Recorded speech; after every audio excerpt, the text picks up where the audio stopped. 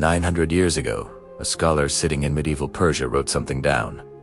A warning about what happens to a society when money loses its moral foundation. About hoarding, about speculation, about rulers who secretly debase their currency to steal from their own people. About the moment when corruption becomes so normal, so accepted, so expected, that the entire economic system starts rotting from the inside. He wrote it in the year 1100. And if you read it today, it reads like a live commentary on 2026. His name was Al-Ghazali, and he is one of the most important economic thinkers in human history. A thinker that most Western economics courses never mention. A thinker that Western academia buried for centuries, even though the ideas came first. A thinker who understood something about money, markets, and human nature that we are still 9 centuries later failing to learn. Today we're going to change that, because once you understand what Al-Ghazali saw, you will understand every financial crisis, every market bubble, every institutional collapse in the modern world differently. Let's go. To understand Al-Ghazali, you need to picture the world he was born into. The year is 1058. The place is Persia, modern-day Iran. Europe at this moment is fragmented, poor, and still pulling itself out of the wreckage of the early Middle Ages. Most Europeans understand wealth as land or loot. Banking barely exists. Commerce is primitive. Meanwhile, the Islamic world is the most sophisticated civilization on earth. Baghdad, Damascus, Cairo. These are not just religious centers. They are financial powerhouses, trading hubs, intellectual capitals, caravans carrying silk, spices, textiles, and silver pulse through trade routes stretching from Spain to Central Asia. Scholars debate philosophy, medicine, astronomy, and law. In the same breath, the markets are busy, the cities are wealthy. Commerce is transforming society faster than anyone can fully understand. And into this world, this booming, complicated, rapidly changing world, steps a young scholar named Abu Hamid. By his mid-30s, he holds one of the most prestigious academic positions in the entire Islamic world. But what makes him remarkable isn't his status. It's his refusal to accept the world as it is without asking why. He looks at this wealthy, expanding civilization, and he sees something underneath the prosperity that worries him deeply. A society getting rich faster than it is getting wise. Markets growing larger while trust is growing smaller. Wealth concentrating at the top while the foundations underneath are quietly cracking. And he asks the question that no one around him wants to answer. What happens to a civilization when money becomes the only thing that matters? Al-Ghazali's first and most fundamental insight was about what money actually is. And this is where he was centuries ahead of everyone else. For most thinkers of his era, and honestly, for most people today, money is just money. A thing. A resource. Something you have or you don't. Al-Ghazali saw it completely differently. He said money is a mirror. A mirror has no value by itself. It has no color, no texture, no intrinsic beauty. Its entire worth comes from what it reflects. Money is the same. It has no real value on its own. Its power comes entirely from what it allows. The trade it facilitates, the cooperation it enables, the trust it represents between people who will never meet face to face. Money is not wealth. Money is the language that wealth uses to communicate. And like any language, it only works when people agree on what the words mean. The moment people stop trusting the currency, stop believing that the promise behind it will be honored, the language breaks down. And when the language breaks down, the entire economy goes silent. That insight, that money is fundamentally a trust system, not a physical thing, is something modern economists still debate. Al-Ghazali wrote it as settled fact in the 11th century. From that foundation, he built one of his most powerful arguments. Hoarded money is dead money, not just useless, actively destructive. Al-Ghazali understood that wealth locked away in a chest, hidden in a vault, buried in a courtyard, doesn't just sit there doing nothing. It starves everything around it. Money that doesn't circulate doesn't pay workers. It doesn't fund trade. It doesn't support families or communities or the local market. It freezes the bloodstream of the economy. He described excessive hoarding as strangling a society slowly, not through dramatic collapse, but through quiet suffocation. And his logic was not moral preaching. It was systemic analysis. When wealthy people pull money out of circulation in large enough quantities, they create artificial scarcity, not because resources are lacking, not because the economy isn't productive, but because the flow is blocked. Prices distort. Small businesses can't get credit. Workers can't find buyers for their labor. The market breaks down, not from poverty, but from imbalance.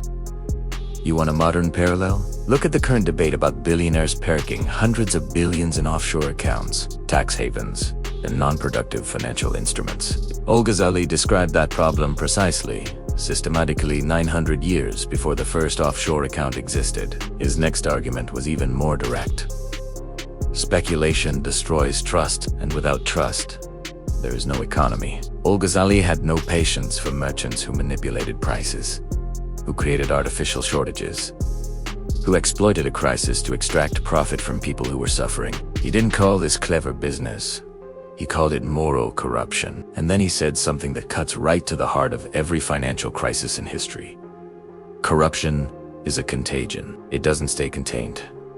It doesn't just affect the one bad actor. When a merchant cheats and is not punished, other merchants see that cheating works. When a ruler manipulates currency and faces no consequences, his subordinates understand that manipulation is acceptable. When exploitation at the top becomes normal, it radiates downward through every layer of society until the entire market is infected. One person cheating doesn't destroy a market, but one person cheating while everyone watches and nothing happens teaches the entire market what the rules actually are. And once the real rules are understood to be different from the stated rules, trust collapses. Transactions become expensive.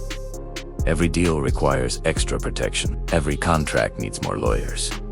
Every purchase requires more suspicion. Economists today call this increased transaction costs. Al-Ghazali just called it what it was: the price of dishonesty, paid by everyone. But perhaps his most urgent warning, the one that feels most like a direct message to 2026, was about governments and currency. Medieval rulers had a trick they loved. When the treasury ran low, when wars got expensive and tax revenues weren't enough, they would quietly dilute the coins. Take a gold coin, melt it down, add a little less gold, a little more copper, stamp it with the same face. Send it back out into the market. On the surface, same coin, same value, same king's face. Underneath, worth less than advertised. This was stealth inflation, invisible taxation. Theft by another name. Al-Ghazali condemned it without hesitation. He said, debasing currency wasn't clever. Financial management, it was betrayal. It punished the poor most severely because the wealthy had land, property, and real assets that held value. The poor had only coins, and when those coins were worth less, the poor paid the price. He predicted, with remarkable precision, that if rulers manipulated currency too frequently, people would eventually stop trusting their own money and start using stronger foreign currencies instead. 1,000 years later, Weimar Germany, Zimbabwe, Venezuela, Argentina. Populations fleeing their own currency because they no longer believed in the promise behind it. Al-Ghazali saw it coming in 1100, and the lesson he drew from it was simple, but enormous. A state has one fundamental economic duty: protect the integrity of the currency, protect the fairness of the market, protect the trust that makes commerce possible. The moment a government starts manipulating that trust for short-term gain, it is not solving its financial problems. It is borrowing against its own legitimacy, and that debt always comes due. Now here is the part of Al-Ghazali's thinking that separates him from every other economic thinker of his era. He understood that you cannot fix an economy by fixing only the numbers. You have to fix the incentives. Because behind every market, every currency, every contract, every financial institution are human beings. Human beings who hoard out of fear, who speculate out of greed, who cheat when they calculate that the reward outweighs the risk, who follow the examples set above them, for better or for worse. Al-Ghazali argued that a society's economic health is a direct reflection of its moral ecosystem, not in a preachy, religious sense, in a deeply practical, systemic sense. Societies grow economically strong when the incentives reward contribution, when honest work is recognized, when trust is enforced, when exploitation is punished. Societies weaken economically when the incentives reward extraction, when manipulation pays better than production, when connected insiders win while outsiders lose, when corruption at the top is met with silence instead of consequences. The numbers, the GDP figures, the debt ratios, the inflation statistics are not the economy. They are the symptoms. The economy is the behavior of millions of people responding to the incentive structure they actually live inside. And when that structure is rotten, no amount of policy intervention, no central bank maneuver, no bailout or stimulus package will fix the underlying disease. So why does a medieval Islamic scholar matter to you today?